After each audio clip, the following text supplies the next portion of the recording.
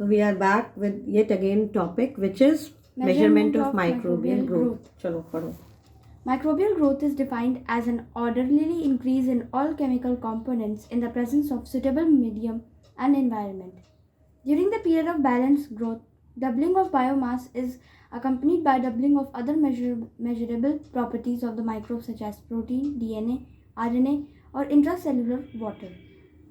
In general, measurement of the cell mass or the cell number is used for quantitative measurement of cell growth. The parameter that characterizes microbial growth is doubling time. It is time required for the cell mass or number to double its original value during the balanced growth, that is log phase. देखो क्या होता है कि जो microbial growth है वो कैसे define होती है. एक ऑर्डरली इंक्रीज मतलब एक प्रॉपर वे में इंक्रीज होता है सारे ही केमिकल कंपोनेंट्स का सूटेबल मीडियम और एनवायरनमेंट की प्रेजेंस में. जब सब कुछ अच्छा है तभी वो ग्रो भी करेगा. तो जब बैलेंस्ड ग्रोथ होती है उस दौरान डबलिंग जो होती है बायोमास की, मतलब एक सेल से 2 सेल 2 से 4 इस तरीके से जो होता है वो दूसरी प्रॉपर्टीज भी जो होती है वो भी डबल करने लगती हैं. क्योंकि उसके अंदर प्रोटीन है, डीएनए है, आरएनए है या वाटर है, वो भी सब डबल करेगा उस तरीके से. तो जनरली हम लोग कह सकते हैं कि मेजरमेंट ऑफ सेल मास या सेल नंबर जो होता है वही एक क्वांटिटेटिव मेजरमेंट है सेल ग्रोथ का. सिंपली क्या है भाई, अगर सेल बढ़ रहा है 1 से 2 सेल हो रहा है, 2 से 4 सेल हो रहा है, इसका मतलब मान के चलते हैं कि सेल डिवीजन ही सेल ग्रोथ है. तो पैरामीटर जो कि कैरेक्टरिस्टिक्स कैरेक्टराइज करता है, बताता है कि माइक्रोबियल ग्रोथ जो होती है वो बेसिकली डबलिंग टाइम के ऊपर डिपेंडेंट होती है. जितना डबलिंग टाइम में जितनी तेजी से ग्रोथ होगी, डिवाइड होगा, उतनी तेजी से ग्रोथ होगी. तो वो ये टाइम है जिसमें कि सेल मास या नंबर जो होता है डबल हो जाता है अपनी ओरिजिनल वैल्यू से during the balanced growth phase, जो कि लॉग फेज होता है. चलो, मेजरमेंट्स ऑफ सेल मास और number is one of the easiest ways to measure microbial growth. तो सबसे आसान तरीका क्या है? मेजरमेंट ऑफ सेल मास या cell number. It is carried out by measuring the dry weight of the cell material in a fixed volume of the culture by removing the cells from the medium and drying them till constant weight is obtained. For E. coli, the bacterium that is extensively used in laboratories, the dry cell weight of 1 billion cells is approximately 150 mg. तो होता ये है कि by measuring, हम लोग इसको कैसे करते हैं, मेजर कैसे करते हैं. तो जो ड्राई वेट होता है सेल का in a fixed volume of the culture, मतलब एक कल्चर का हमने फिक्स वॉल्यूम ले लिया कि 1 माइक्रोलीटर लिया कुछ भी, उसको हम लोगों ने ले करके उसमें से हमने उस कल्चर के फिक्स वॉल्यूम में से सेल्स को रिमूव किया मीडियम में और उसको सुखा दिया जब तक कि एक कांस्टेंट वेट नहीं मिल गया, तब तक उसका ड्राइनेस उसको एकदम ड्राइनेस पे ले आया. जैसे ई कोलाई के लिए बैक्टीरियम जो कि एक्सटेंसिवली यूज होता है लेबोरेटरीज में, ई कोलाई यूज होता है. Dry cell weight 1 billion cells को अप्रॉक्सीमेटली 150 mg लिया गया. मतलब तब 1 बिलियन सेल्स लिया गया, उसको ड्राई किया गया, सारा डिहाइड्रेट करके 150 mg उसका देखा गया कि 1 बिलियन सेल्स का वेट लगभग 150 mg. Cell growth is also measured by measuring the absorbance of cell suspensions in a spectrophotometer.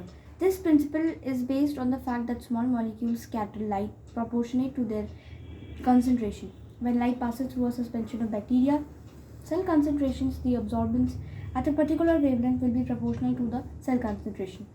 If you have a standard graph plotted with absorbance versus cell concentration, the cell concentration of the unknown microbial sample can be calculated by measuring an absorbance at the same wavelength.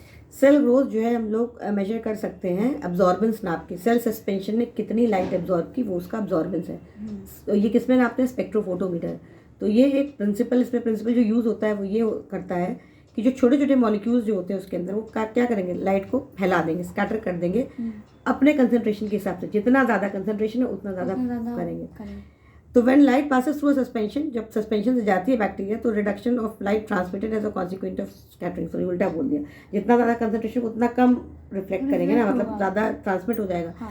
तो जब light pass करती है suspension से तो reduction होता है light transmit जो होती है लाइट का, उसका उसमें कमी आ जाती है क्योंकि स्कैटरिंग कम होती है. तो वे डिफरेंट सेल अलग अलग सेल कंसंट्रेशन से अब्जॉर्बेंस जो होगा किसी एक पर्टिकुलर वेवलेंथ पे वो प्रोपोर्शनल होगा सेल कंसंट्रेशन. तो कितना एब्जॉर्ब हुआ वो एक पर्टिकुलर वेवलेंथ पे फिक्स है.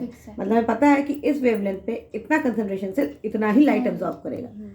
तो अगर स्टैंडर्ड ग्राफ हम लोग पता है, तो पता होने का मतलब स्टैंडर्ड ग्राफ का मतलब हुआ कि कंसंट्रेशन पता है, एब्जॉर्बेंस लाइट पता है, तो वो स्ट्रेट लाइन हमको मिली. तो बीच में कहीं पर अगर उस कंसंट्रेशन पे कितना एब्जॉर्बेंस होगा वो हम पता लगा सकते हैं उस ग्राफ की मदद से. अननोन माइक्रोबियल सैंपल का हम कैलकुलेशन कर सकते हैं. तो वो ग्राफ में क्या होगा, एक तरफ होगा अब्जॉर्बेंस और एक तरफ सेल कंसंट्रेशन. तो उससे हमको स्ट्रेट लाइन मिलेगी. और अगर हमको पता है कि चलो हमको सेल कंसंट्रेशन पता, तो हमको पता चल जाएगा कितना अब्जॉर्ब करेगा वो उसी वेवलेंथ पे।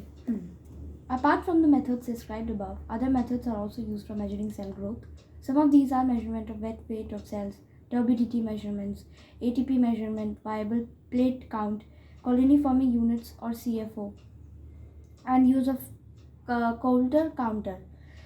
Coulter counter is an electronic instrument that is used for direct counting of microbial cells in the suspension. In counter, the cells are made to pass in a single file through electrical field and electrical impedance thus generated is recorded. तो methods जो हम लोगों ने describe किए हैं ऊपर, उस पर दूसरे मेथड्स भी यूज़ होते हैं सेल ग्रोथ के लिए। उसमें से कुछ हैं वेट वेट का मेजर करना, अभी तुम लोग ड्राई वेट यूज़ करते तो वेट वेट का मेजर करना, टर्बिडिटी मेजरमेंट्स की कितना झाग आ रहा है उसका मेजरमेंट करना, एटीपी कितना बना रहे हैं वो भी, वाइबल प्लेट काउंट मतलब कितनी कॉलोनी फॉर्म कर सकते हैं बैक्टीरिया, वाइबल काउंट का मतलब हुआ कि एक बैक्टीरिया कितनी बड़ी कॉलोनी बना सकता है उसको मेजर करना, और यूज़ ऑफ काउंटर काउंटर जो है एक इलेक्ट्रॉनिक इंस्ट्रूमेंट है जिसका इस्तेमाल जो है डायरेक्ट काउंटिंग के लिए किया जा सकता है कि डायरेक्टली कितने सेल्स है तो पता चल जाएगा कितनी ग्रोथ हुई कितनी नहीं हुई सस्पेंशन में। काउंटर में सेल्स जो होते हैं वो एक सिंगल फाइल से पास कराते हैं इलेक्ट्रिकल फील्ड में, और इलेक्ट्रिकल इम्पीडेंस मतलब जब पास कराते हैं तो वो रोकता है, इम्पीडेंस का मतलब रोकता है, इलेक्ट्रिक इम्पीडेंस को रोकता है, और तो कितना रोका उसको अब्जॉर्ब करके मतलब कितना रोका उसको मेजर करके हम पता लगा सकते हैं कि कितना उसका एक तरीके से ग्रोथ हुई है, ज़्यादा रोका कम रोका उस हिसाब से पता लगाते हैं। Growth kinetics. In order to understand microbial growth kinetics, we shall take bacterial binary fission as the example, where each cell divides, produces two identical daughter cells. The time taken for the cell to divide is called generation time, and the generation time is also known as doubling time, which is TD, because the population of cells doubles over this time. For example, one cell of E. coli put in a nutritive medium will divide every 20 minutes. After 1 hour of growth, that is, after 3 generations, one cell will have become 8, 1 to 2, 2 to 4, 4 to 8. Because cell number doubles, which with each division, the increase in cell number over time is exponential or logarithmic. तो अब microbial growth की kinetics को समझने के लिए हम लोगों को बैक्टीरियल बाइनरी फिशन लेना पड़ेगा एक एग्जांपल के तौर पे, जहाँ पे एक सेल 2 आइडेंटिकल डॉटर सेल्स में डिवाइड करता है। यही बाइनरी फिशन की डेफिनेशन बचपन से पढ़ती चली आ रही है। तो जितना समय लगता है एक सेल से 2 सेल में डिवाइड होने का उसको कहते हैं जनरेशन टाइम। जनरेशन टाइम को डबलिंग टाइम भी कहते हैं क्योंकि पॉपुलेशन जो होती है सेल्स की वो इस दौरान डबल हो जाती है। फॉर एग्जाम्पल अगर हमने एक सेल E. coli का लिया और न्यूट्रिटिव मीडियम में उसको डाला तो वो हर 20 मिनट में डिवाइड करता रहेगा। आफ्टर 1 hour ऑफ ग्रोथ, 1 घंटे के बाद यानी 3 जनरेशन हो जाएंगी अब तक, तो 20, 40, 50, 60, 20, 40, 60, 3 उसमें 3 जनरेशन हो जाएंगी क्योंकि हर 20 मिनट पे वो डिवाइड कर रहा है। तो 1 cell will have become 8 cells obviously, 1 से 2, 2 से 4, 4 से 6, 6 से 8। तो क्योंकि सारे सेल डबल करते हैं हर डिवीजन पे, तो इंक्रीज जो होगा सेल नंबर में वो कैसा होगा, एक्सपोनेंशियल ग्रोथ होगी। लगातार डबलिंग होती रहती है उसको क्या कहते हैं, लॉगरिथमिक या एक्सपोनेंशियल ग्रोथ कहते हैं। A typical bacterial growth curve is depicted in figure 8, about which you have already learned in unit 1, chapter 1 of the textbook for class 11. In the lag phase, the microbial population remains almost constant, and it is, however, a period of intense metabolic activity as the bacteria adapt to the culture conditions. Once the cells have adapted to the culture, cell division occurs with increasing frequency until the maximum growth is reached. This is called the log phase. At this point, exponential growth occurs and cell biomass or cell number increases at a constant rate. तो typical bacterial growth जो है अभी figure 8 आपको भी दिखाएंगे कहाँ पे है, जो कि पहले पढ़ा था 11th में। इसमें लैग फेज होता है जिसमें बैक्टीरियल पॉपुलेशन जो होती है कांस्टेंट रहती है। ये इंटेंस मेटाबॉलिक एक्टिविटी का पीरियड होता है जिसमें बैक्टीरिया नई कल्चर कंडीशंस के ऊपर अडेप्ट होते हैं। जब सेल्स जो होते हैं अडेप्ट हो जाते हैं कल्चर में, तो सेल डिवीजन जो होता है बहुत तेज़ी से होता है इंक्रीजिंग फ्रीक्वेंसी के साथ, जब तक कि मैक्सिमम ग्रोथ अचीव नहीं हो जाती है। इसको लॉग फेज कहते हैं। एक्सपोनेंशियल ग्रोथ होती है और सेल बायोमास का नंबर जो इसी समय नापा जाता है। तो मैथमेटिकली जो है एक्सपोनेंशियल ग्रोथ को हम लोग 2 मेथड से डिस्क्राइब कर सकते हैं। एक तो है बायोमास मेथड और दूसरा है सेल नंबर मेथड। तो इसको हम दिखाते हैं।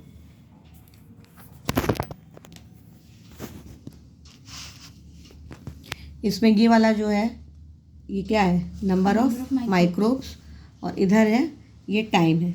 ये लैग फेज है, इतना हिस्सा। लैग फेज क्यों है, क्योंकि यहाँ पे बिल्कुल भी बहुत ही नाम की ग्रोथ है। लॉग फेज में देखो सबसे ज़्यादा ग्रोथ हो रही है, लैग फेज में भाई ग्रोथ एकदम कम है। और लॉग फेज में ग्रोथ बहुत तेज़ी से हुई है, इतना स्टीप कर्व हो गया। फिर यहाँ पे स्टेशनरी कर्व है क्योंकि यहाँ birth rate death rate almost equal जाता है। फिर यहाँ पे डेथ फेज होता है क्योंकि यहाँ पे बर्थ नहीं हो रही, सिर्फ डेथ हो रही है। तो इस तरीके का फेज की काइनेटिक्स हम लोग देखेंगे। चलिए फिर नेक्स्ट टॉपिक पे।